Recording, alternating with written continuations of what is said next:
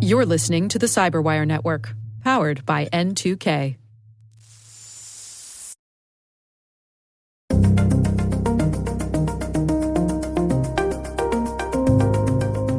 I just hope that people will see that there's this group who's dedicated to stopping this horrible crime that they may never have heard of before.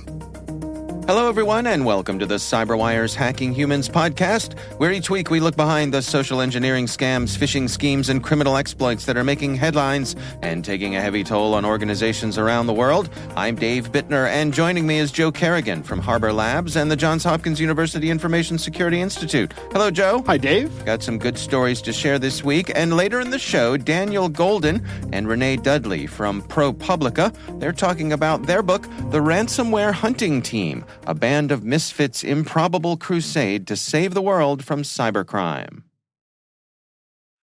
The start of the year is a great time to take that next step in your education, career, and beyond. Rely on N2K certification prep to provide the tools to help boost knowledge, skills, and confidence to get you there. And now, for a limited time, all N2K certification practice tests are 40% off. Visit n2k.com/certify and use promo code N2KVDAY. That's N2KVDAY to save 40% on your purchase. That's N2K.com/certify with promo code N2KVDAY. Offer ends Monday, February 19th. Happy learning.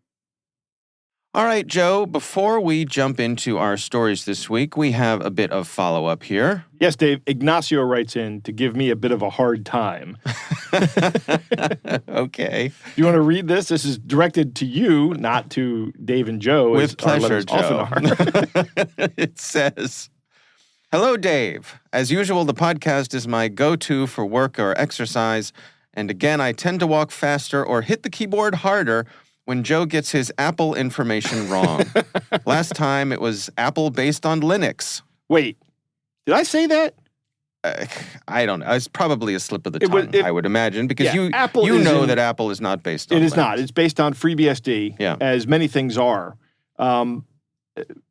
And there are a multitude of reasonings behind that. And I'm a big fan of FreeBSD. I've had it as an operating system. It's a great operating system. All right, well, step away from the rat hole. Yep. Because we're going to continue Ignacio's letter here. He says, "This time, Joe stated that he prefers open source options for password managers since he's cheap. Well, I'm cheaper, so I prefer the free Apple keychain via the free macOS, iOS, iPad OS." And he says, Joe's Microsoft Windows ain't free. "For my password manager, it keeps the passcodes encrypted, can be used on any or all of your Apple devices, incorporates not only two-factor, but multi-factor options, plus YubiKey now too.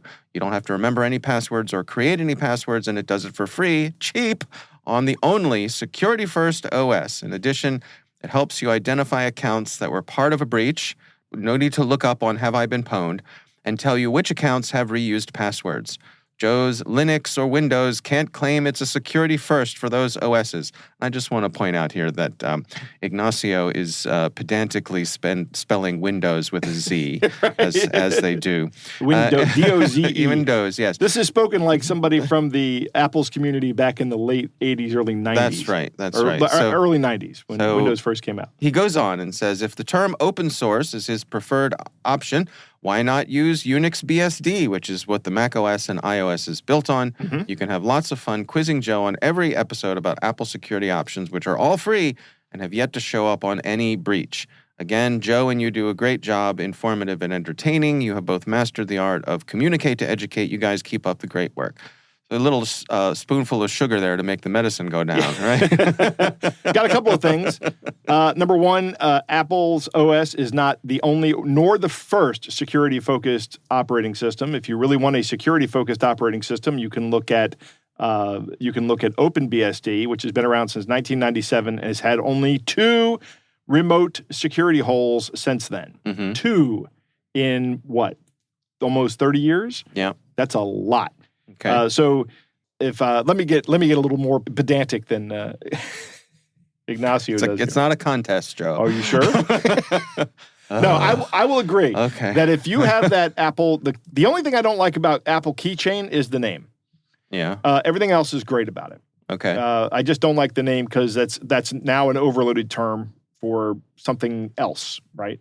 Yeah. Maybe keychain is fine because I'm thinking certificate chains, but that's what I think of when I think of cryptography. But Apple, one of the things they're very good at is marketing, and that's actually what makes their system pretty good. I mean, they are focused on the user, and I've said this about Apple: they do security well, they do user focus well.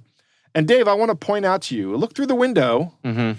And tell me what logo is on the back of the laptop. That is an Apple logo. That's an Apple logo. Yes. I have, there was a spare Apple computer at the office, and somebody said, hey, I've got this Apple computer laying around.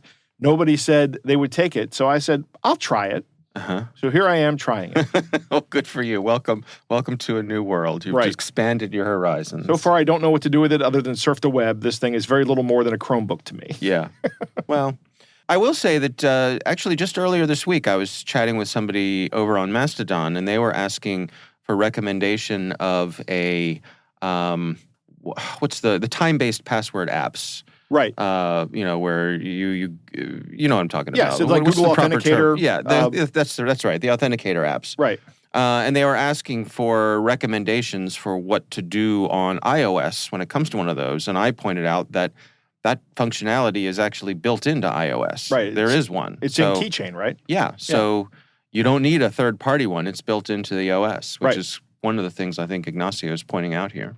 So, all right. Well, Ignacio, thank you for writing in. Thank you for writing in, Ignacio, and giving Joe a hard time because he doesn't get enough of a hard time from me every week. Right. But we would love to hear from you. Our email address is hackinghumans@thecyberwire.com. I think it's all in good fun. Absolutely. Yeah. All right. Well, let's do our stories here, Joe. Why don't you start things off for us? Dave, my story actually comes from Coinbase.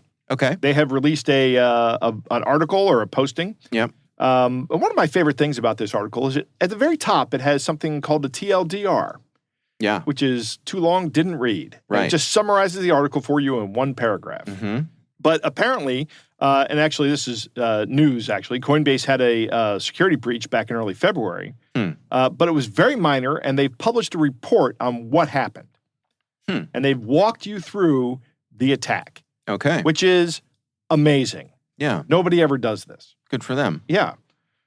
So on Sunday, February 5th of this year, several employees started receiving alerts with SMS messages on their cell phones indicating that they needed to urgently log in via the link provided to receive an important message. So social engineering scam.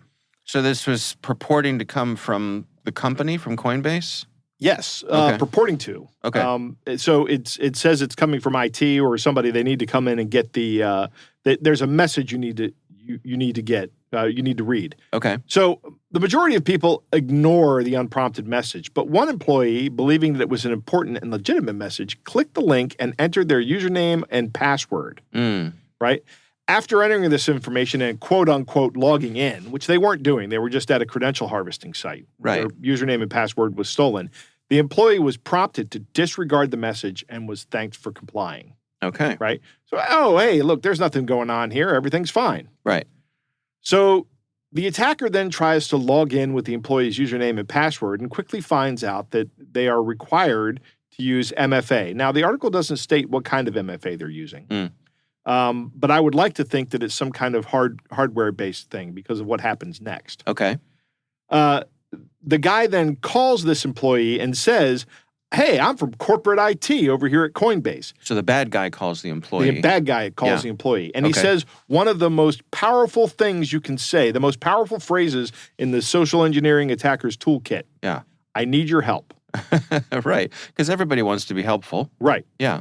And the employee logs into their workstation and starts following the instructions that the guy is giving them over the phone. And the employee notices that these instructions are going a little bit, becoming more and more suspicious as time goes on. And it's good information to know that they actually didn't make it into any customer wallets or actually, there are no customer wallets at Coinbase. There are Coinbase wallets. Okay. You have an account at Coinbase. So again, I'm going to say this again because I think it can't be said enough. When you have your money, your cryptocurrency at an exchange, that is technically the cryptocurrency's, the exchange's cryptocurrency. Mm-hmm. You are relying on them to give it back to you when you ask for it.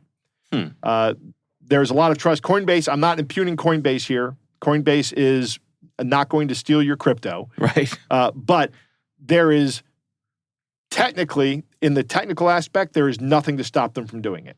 It's like a bank. There's technically nothing to stop a bank from taking your money and keeping it. Right. But there are other reasons to have that happen. Yeah. Problem here is that if someone does get into their crypto wallet and takes their cryptocurrency, there's nothing anybody's going to do to get that money back, except find the people that did it and get them to cough up their private keys. Ask nicely. Ask nicely, right, with a rubber hose. Right. That's called rubber hose cryptanalysis. That's actually a term of art. It's one of my favorite terms of art. So they did get some employee information, which, by the way, is not insignificant. This is if somebody got a load of not a load, but a small bit of employee information from Coinbase, that's information that's very critical, and they need to know exactly who that was that has been leaked. And they need to talk to everybody who had their information breached, because they're going to be the next targets. But I think Coinbase is on top of that, because their computer security incident response team was aware of the incident within 10 minutes because their SIM let them know. That security incident and event reporting system. Yeah. And they reached out to the employee via a messaging app, an internal messaging app, and said, someone's trying to get access to your account. At which point, I don't know what they said exactly, but they let them know that the scam, or them, I don't know if it's a man or a woman, they don't tell you. And rightfully so, they shouldn't. The employee then terminated the phone call and stopped all communication with this scammer. So the CSIRT, or the incident response team, I'm just going to say that, immediately suspended all access for the victimized employee and launched this full investigation. But they say, here, this is a little bit of corporate speak, because of our layered, controlled environment, there were no funds and no customer information was compromised. The cleanup was relatively quick, but still, there are a lot of lessons to be learned here. The article goes on to say that anybody can be targeted and victimized by social engineering attacks, which is 100% true. I'd like to point out that this person, while we like to sit here and think, this person is the victim of this attack, this employee. Yeah. They were convinced and they believed that what they were doing was right, although their suspicions were aroused. But I don't know how I feel about this, with the fact that there's literally millions of dollars at stake here of other people's money. Maybe somebody should be more security-minded. I don't know. I'm not going to... Well, I mean, they didn't get to the money. They didn't get to the money. The MFA, it worked. Yeah, everything they did worked. Everything, yeah. So good on them. Good on them, yeah. One thing that caught my eye here is that the employees were hit with these SMS messages that prompted them to log in. Right. So when they click through on the SMS message, they go to a fake login page. Right. This is where I think a password manager could have caught this. Right. Because the password manager would have said, hold on here, cowboy, this is not where we usually log in for this site. That's you correct. Sure you want to do this? Yep. And so it could have been nipped in the bud there before it got any farther. Right. That's a good point. Yeah. What's interesting is that somebody has phone numbers for people who work at Coinbase. So there's already some kind of data breach out there about that. Right. Right. I don't know how these people got that information. I mean, they could have just gotten it from LinkedIn and then gone to these people's websites and built a dossier, or done open source intelligence gathering to get this information. Let me tell you, Joe, the conversations that I have had with the folks on the CyberWire sales team about the tools that are out there for information on sales prospects. Really? Well, they raised my eyebrows. I mean, they basically, there are companies out there who, not surprisingly, they just go out there and they scrape everything and then they aggregate it and they cross-reference it. And so let's say, for example, if somebody wants to sell something to me, right, they can put my name in there and it'll bring up everything they know about me. Here's where he is on Twitter. Here's where he is on Facebook. Here's his phone number. Here's his work phone number. Here's what he's posted about this, just... So there's no real barrier to collecting. If I went out there and said, hey, I want the phone numbers of everybody you have at Cyberwire, that's a click away. Right. It's, probably a few bucks, and you have access to that. Right. I wonder how much that service costs a month. I don't know. But hey, if you can get access to millions of dollars of crypto, it's worth it. Yeah, right. Yeah. And I'm sure that this is not the only spot or the only people they're targeting. One of the things that is in this article that is one of your dog whistle. I don't know what to say, but one of the things that that kind of gets your goat, grinds your gears, frosts you. Yeah. This wasn't I'm going to quote this from the article. This wasn't just any attacker. We believe this individual was associated with a highly persistent and sophisticated attack campaign. Well, has been targeting scores of companies since last year. Of course. Right. Of course. There's nothing we could have done, Joe. Well, but they did it. That's true. This is like the flip side, right? Yeah, you're right. Hey, look, we got these sophisticated guys and we stopped them. Yeah, that's true. Right, good. Coinbase did a good job here. And you know what? True. My favorite thing about this article is that they published this. Mm-hmm. This is brilliant. So here's a question for you. Would this article have been published had they been unsuccessful? Oh, excellent question, Dave. Right? I don't know. I mean, it's easy to toot your own horn when everything went well. Right.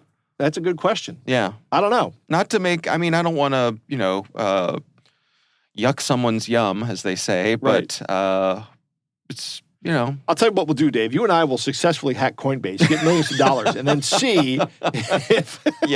If we successfully hack Coinbase and we get millions of dollars... this will be our last show, Joe. Right. And we'll be done. We'll be on a yacht somewhere. Yep. You and I. International waters. That's right. That's right. With our brand new Apple laptops. That's right. All right. Interesting story. And we will have a link to that in the show notes if you want to check it out. My story this week comes from Forbes. Actually, this is written by Cyrus Farivar, who's been a guest on our show before. All right. Good author. He is a senior writer over at Forbes. And the article is titled, "These Companies Say They Can Recover Stolen Crypto. That Rarely Happens." So this is interesting here, Joe. Imagine that you are someone who has fallen victim to one of the many scams that we talk about here. Right. And you're trying to figure out what to do. Perhaps you've reached out to law enforcement. Because, again, as we've talked about here many times, it seems as though certainly local law enforcement either doesn't know what to do, doesn't have the resources to try to track these things down. Uh-huh. And even I think it's a big mystery to a lot of people in general. And generally, people in law enforcement tend not to be too technical. Yeah, that's true. I think more and more we're seeing that law enforcement agencies, and even down to the local level, they have people who are assigned to be specializing in this sort of fraud, elder fraud and that sort of thing. So they're there to try to help to the degree that they can, but there's a limited amount of funding, expertise, all that kind of stuff. Yeah. So imagine this article talks about a gentleman who only goes by the name M for his privacy. Mm-hmm. He lost over $500,000 to a scammer, cryptocurrency. And so one of the things he did was he went out and he searched for organizations who could perhaps help him get some of the money back. Mm-hmm. And according to this article, he went to an organization called Cyberblade, and that's a company that claims to have recovered millions of dollars in stolen cryptocurrency. Really? He signed a contract with them, agreed to pay up to $6,500, or to pay $6,500 for up to 10 hours of work. And also, if Cyberblade got any of the money back, they would get 12.5% of whatever they got back. That would be the only way I'd pay anybody like this. I would not pay them a retainer. I'd be like, if you think you can get the money back, heck, I'll give you not 12.5%, 25%. Okay. Well, according to this person, more than a year has passed and he hasn't seen a dollar back. Shocker. Well, and that's really what this article is about. It goes into that there are several companies who have opened for business, claiming to be able to do this sort of thing to help you get your cryptocurrency back. Mm-hmm. And it seems as though what Cyrus Farivar has found out is that their success rate isn't not very high. I'm surprised their success rate is greater than 0. Yeah. How do they do any of that? Well, the article points out that there are ways to track crypto transactions. Right. As you know. Do they get law enforcement involved at some point in time? They can. Okay. This article points out that some of these companies simply use another company called Chainalysis. And I believe we've talked about Chainalysis. We have talked about Chainalysis. They monitor blockchains, and they can tell you where the flow of cryptocurrency goes. Right. And if memory serves me right, they have started monitoring cross-blockchain transactions. So if I exchange Bitcoin for Ethereum, that's really difficult to track. Yeah. But these guys have come up with a way to do it. Like, okay, this guy put $100,000 worth of Bitcoin into this wallet, and then somebody else got $100,000 worth of Ethereum on into this wallet. That's probably the same money. Right. So this article points out that Chainalysis, you can get certified by Chainalysis for around $800. You can earn a certification on tracking down these sorts of things. Really? But these companies who are trying to go after these folks who stole your crypto, they can do a certain amount of tracing, but then they don't have law enforcement powers. There's nothing they're ever going to do to get someone to cough up the private keys, aside from maybe hacking into them, or maybe working with a crypto exchange if these criminals are dumb enough to put that money into a crypto exchange. But they're probably not. Yeah. They're probably using their own wallets. Yeah. They say that they do work with law enforcement, and then the reports that they make, they provide to law enforcement to try to partner with them to get money back. And they do point out, like this company Cyberblade, they provided the reporter with several satisfied customers, people who say that Cyberblade helped them recover their pilfered crypto. Okay. So there is some success here. I'd like to know how that went down, how they got the money back. Yeah. I guess the whole point of this article, and why I think it's good to share with our audience, is that my take on this, and I'm curious what you think, Joe, is that your odds of getting anything back are pretty low. They are. Very low. And so I can't help wondering if engaging with these sorts of companies is throwing good money after bad. I would say it is. And the only way I would engage with them is if they worked entirely based on the percentage of the crypto they got back for me. Yeah. That would be it. I wouldn't engage with them otherwise. I wouldn't send them $6,500 to what's the word? Retain them for so many hours. I would say I would offer them twice what their commission is. I'd say, this 12.5% and $6,500. We're talking about $500,000 in crypto. Is that what it was? $500,000? Yeah. So I'm going to give you a quarter of that, which is much more than the difference is much more than $6,500. In fact, it's many times more. You should just take that. Yeah. And see what they say. If they say no because they know their success rate is not that high. And they've done the multiplication of their success rate times the delta, and they know, no, we're not going to do that. Yeah, in this article, they spoke with a gentleman named Tony Moore, who's a detective with the LA County Sheriff's Department, and he specializes in cryptocurrency crimes. And he says that he encountered at least a dozen scam victims who reported such crimes to his agency after they had already hired one of these companies. He says he recommends that victims don't engage one. They quote him. He says, "I always tell them no. You're going to pay them for what I'm already doing. They can't seize. You're going to waste your money for them to trace your money when that's what we do here." Right. Interesting. Yeah, that's interesting. LAPD this is LAPD? LA Sheriff's Department. LA Sheriff's Department has their own cryptocurrency guy. And that's correct. Law enforcement does have the power to seize. Yeah. But even if they seize, there's no guarantee they're getting it back either. Right. Because those keys may be well hidden anywhere in the world. And there's no guarantee you're going to get it back. The only thing you can do is threaten a person with a long sentence. Yeah. And then incentivize them to give up their ill-gotten gains. Right. Yeah, and I also just reiterate what we've heard from folks at the FBI, that the FBI wants to hear from you. Right. If stuff, either contact your local field office.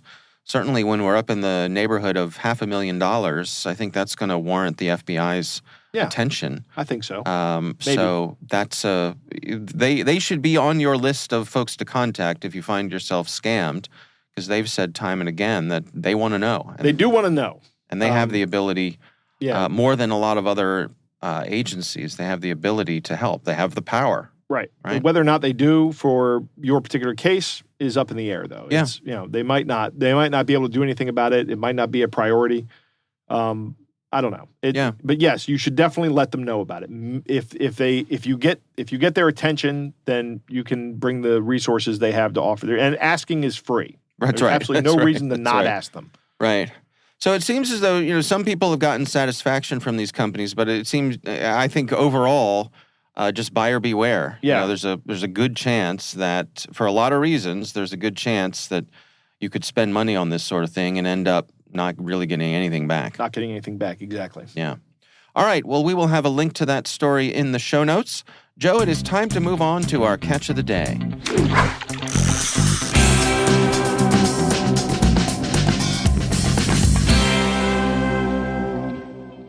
Dave, our catch of the day comes from Josh.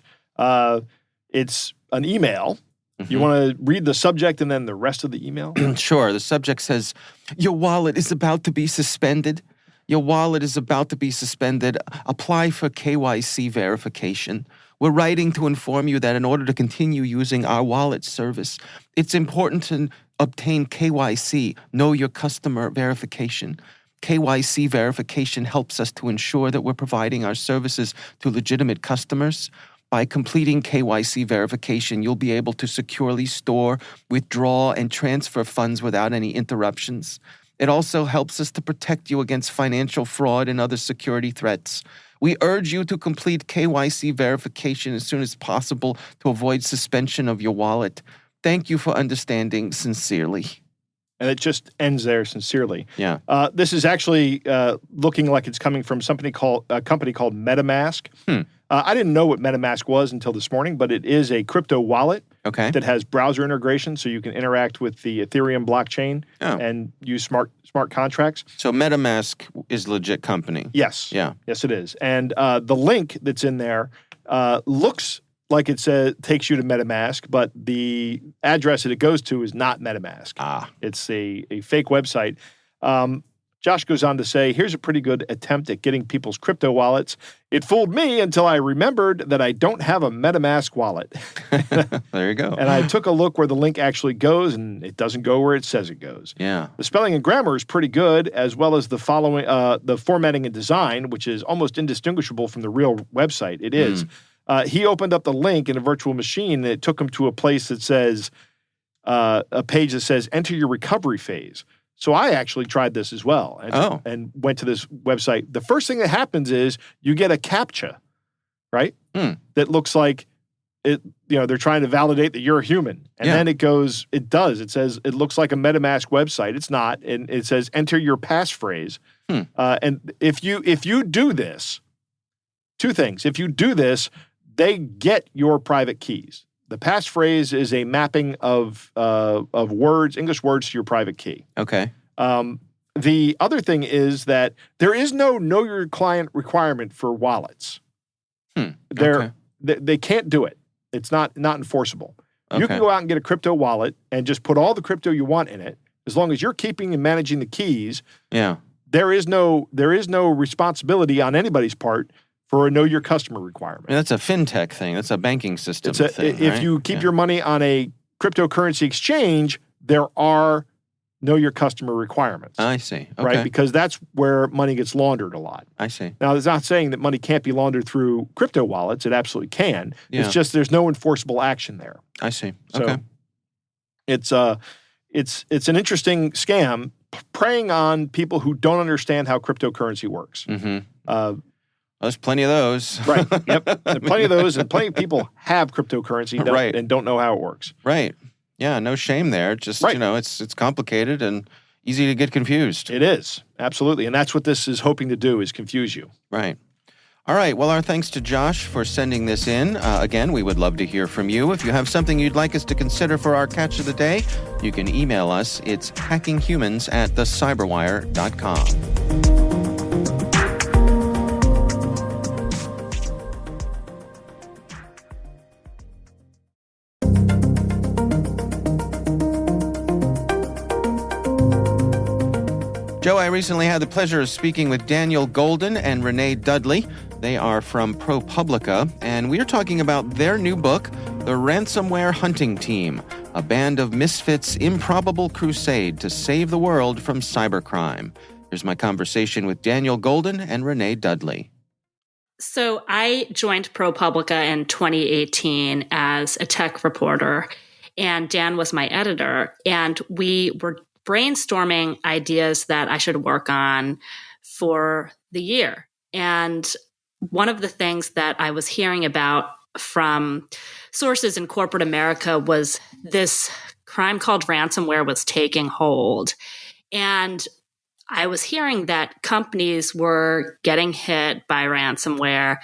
The amounts were growing, and they were worried about it, and they were trying to keep it secret. And I was intrigued about this crime. I'd heard about it. It didn't make news every day back then like it does now. And I brought it up with Dan, and he was intrigued too. And we both agreed that there had to be some U.S. connection to ransomware beyond the fact that there are so many victims here. And so I dug in. And before long, I started hearing about this man, Demon Slay 335, who ultimately became the hero of our book. His real name is Michael Gillespie. And everybody said that Demon Slay 335 was the most knowledgeable person essentially on the planet when it came to ransomware. And I found out that he was a part of this global team that looks for vulnerabilities in the hundreds of strains of ransomware that exist, and they create free tools that help victims recover their files without paying hackers. And I'm sure your listeners will be familiar, but for those who are uninitiated, ransomware encrypts your files and makes them inaccessible, and you have to pay a hacker to get them back. And so this team was making these tools that allowed people to get their files back without having to pay hackers and feed into this entire ransomware economy. And so I hooked up with Demon Slay 335. I called him at his office, which was a Nerds on Call IT repair shop in the town of Normal, Illinois. And we started talking, and he was incredibly helpful for a variety of stories that I wrote and Dan edited for ProPublica that became a part of a year-long series. And he was so knowledgeable that, I wanted to get him to know him more, and I wanted to learn more about this team. And I went to go visit him, months after the stories started rolling out. And when I got to his home in Illinois, I was pretty blown away by what I saw. At this point, I realized, I knew from talking to him and some of his teammates that the ransomware hunting team that he was a part of was this pro bono, global team that was helping people for free. But what I didn't know is that Michael was doing it while facing a multitude of personal crises. I met him, outside his pretty rundown home in this working class neighborhood, needed a lot of repairs.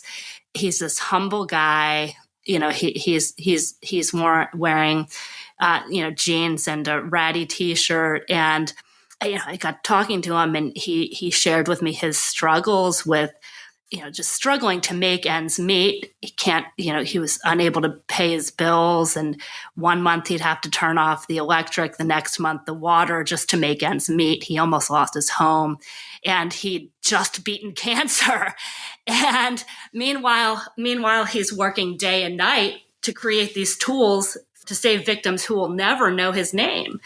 And what struck me was that here's somebody who's the best in the world at what he does, and he's living in these extremely humble circumstances without seeking fame or money or any of the normal motivations, and just with zero fanfare.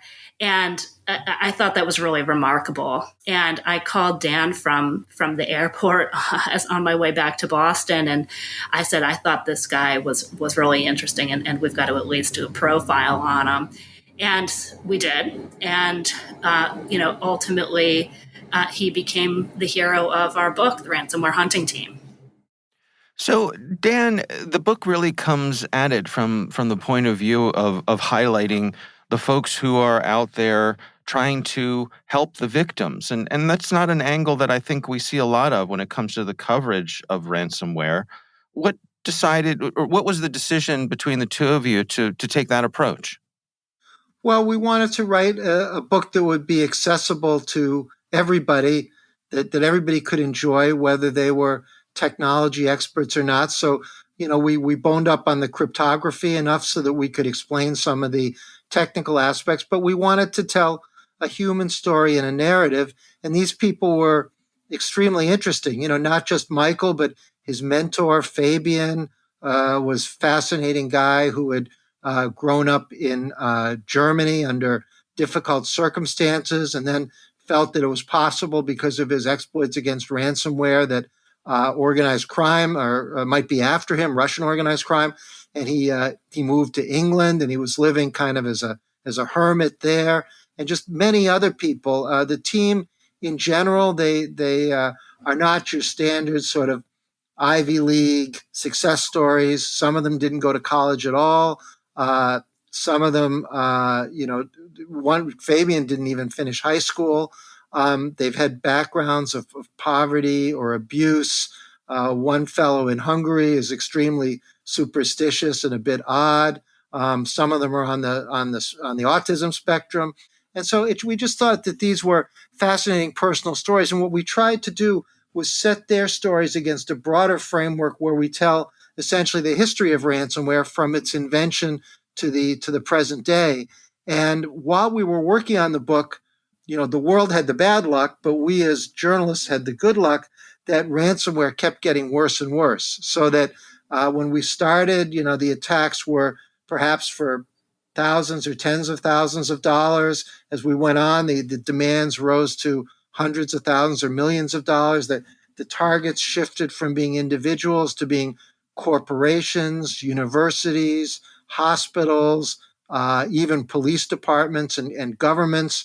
And the hackers became sophisticated so that before they would actually make the ransomware attack, they would get inside the computer and steal data, so that even if you could somehow preserve your files, you would still have to pay a ransom, because otherwise they would make your private information available. So it became a bigger and bigger threat, a more and more worrisome crime. It made the top of the news with the Colonial Pipeline attack and with Biden trying to negotiate with Putin about cracking down on ransomware gangs. So we found ourselves dealing with both the compelling personal story and what was becoming one of the top threats to people's security and well-being. Renee, one of the things that strikes me as I read the book was how it really is a bit of a David versus Goliath story here. I mean, you have these ransomware operators who are demanding millions of dollars. And as you point out, the folks that you highlight here are not well-to-do, wealthy people who are being underwritten by big organizations. That was really a bit of a revelation for me, because I think of the folks who work in cybersecurity are generally, I think the perception anyway, is that they're very well paid. They're very in demand. But in this case, this is a ragtag team here. It is. And you make a few interesting points there. It certainly is a ragtag team. They call themselves this band of misfits. Many of them come from backgrounds of poverty and abuse. They were bullied in school. They tend to keep to themselves and not fit into typical social structures and in-person friendships, and they've really found their niche and found their calling online. A lot of them have this sense that the internet is their intellectual home, and they don't want bad guys there. So they see this as both an intellectual challenge and a way to fight back against the bullies who came for them when they were younger. And I'll also mention, a lot of them do have jobs in the security field. Fabian Wosar, for example, is one of the masterminds of EMSAsoft antivirus software. But others like Michael, he's fixing broken hard drives. He's spent 10 years at the Nerds on Call IT repair shop fixing broken hard drives. But you're right. None of them were getting rich from any of this. On your other point of the David versus Goliath, in terms of here's these people hunting ransomware, fighting against these hackers. The strange thing is that both the hunters and the hackers have a lot in common. They have essentially the same skill set. They're experts in cryptography. From what we can tell, a lot of them are self-taught, learning through tutorials online and on YouTube and checking books out of the library. And they have a lot of the same interests, video games. They like some of the same movies. A couple of the people on the team are really into Disney, and Michael Gillespie's favorite movie is The Lion King, and there's a ransomware called Hakuna Matata.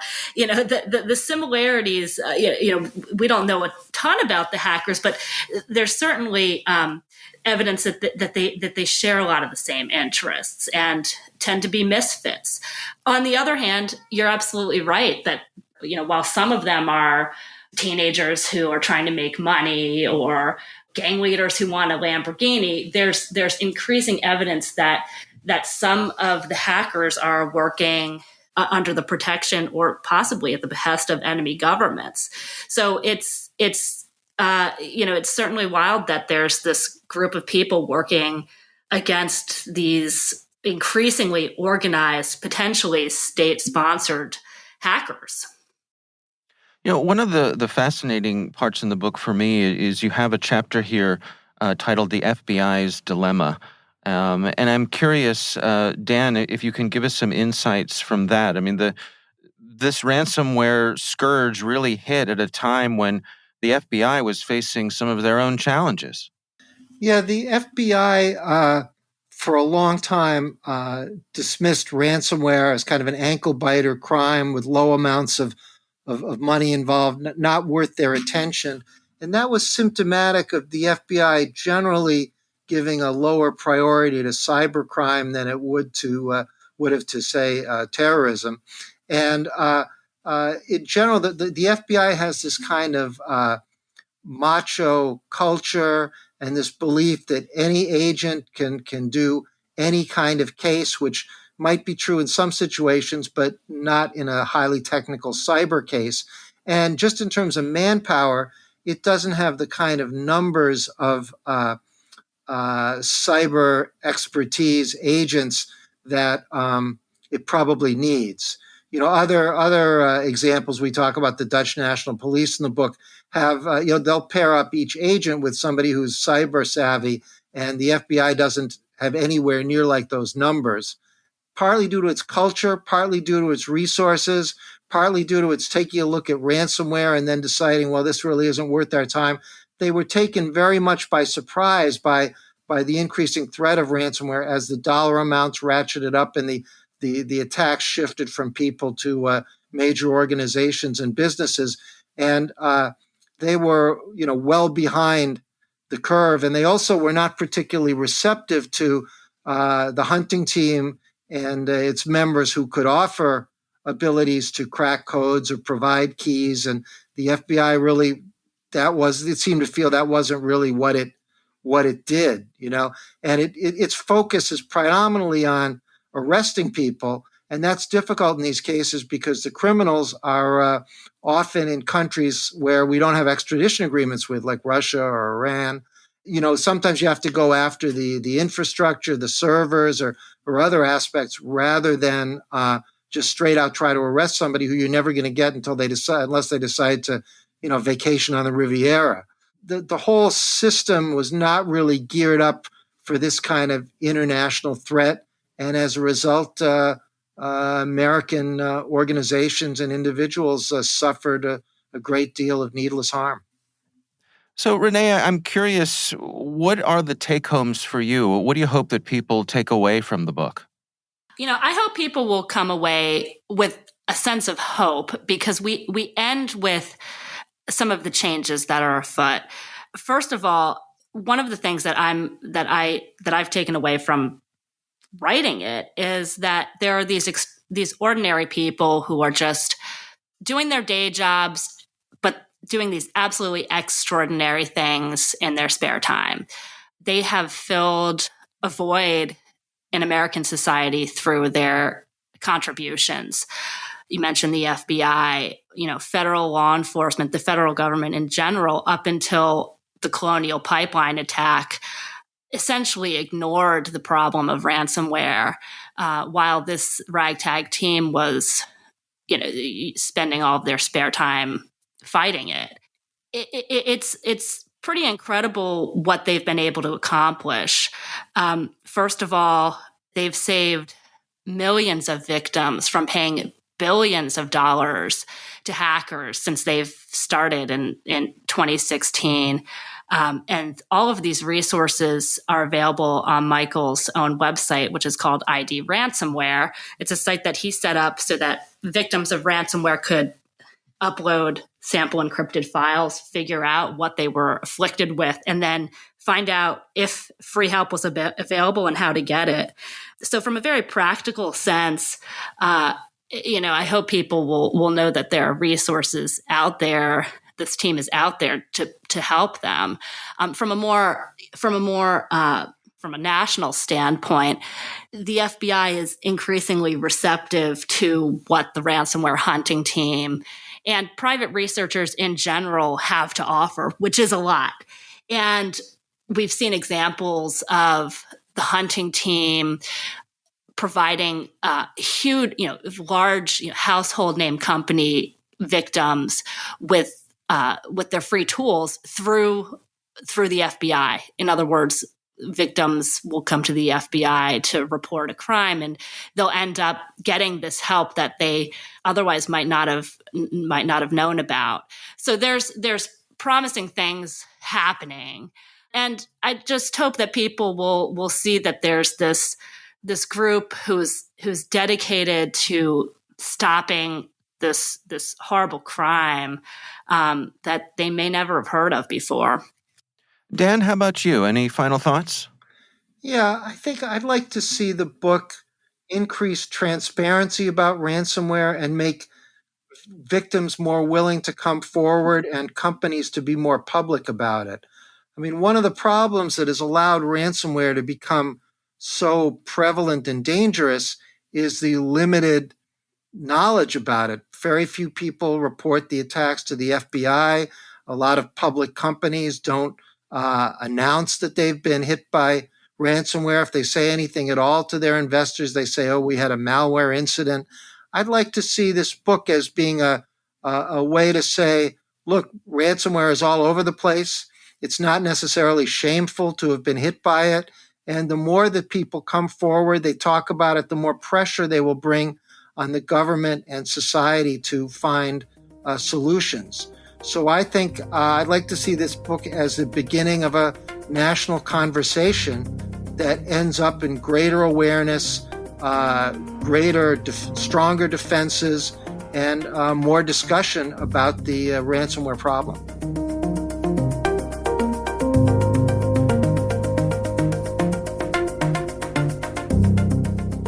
Joe, what do you think? It's nice to know that there are people out there working to hack the bad guys. Right.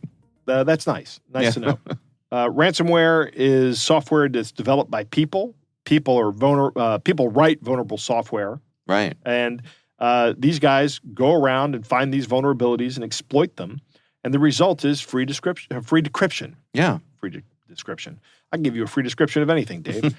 Free decryption of your encrypted data, which is wonderful. These guys have been doing this for a long time. Yeah. It's good stuff.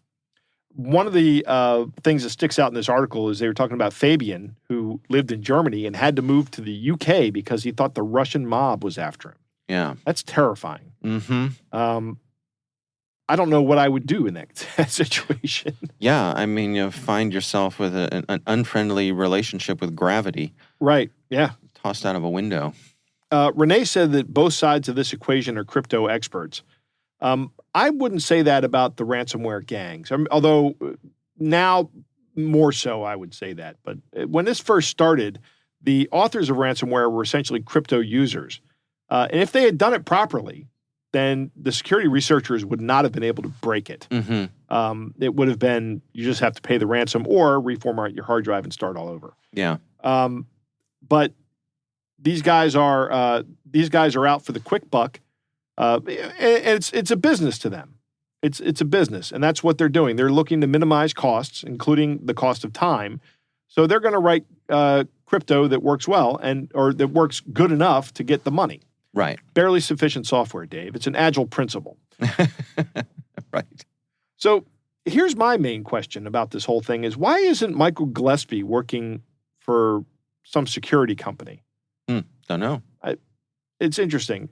Renee makes the observation that a lot of these guys don't have college degrees. Yeah. Which, again, speaks to, the hiring problem. I say problem in quotation marks, the cybersecurity skills gap.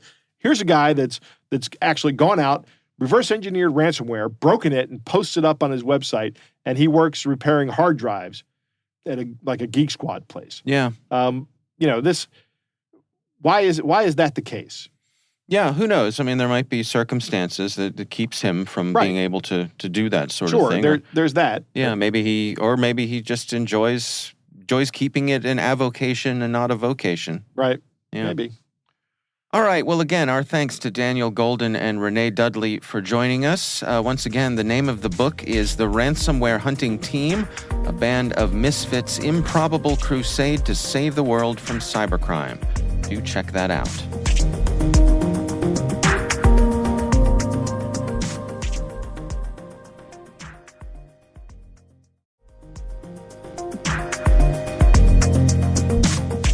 That is our show. We want to thank all of you for listening. Our thanks to Harbor Labs and the Johns Hopkins University Information Security Institute for their participation.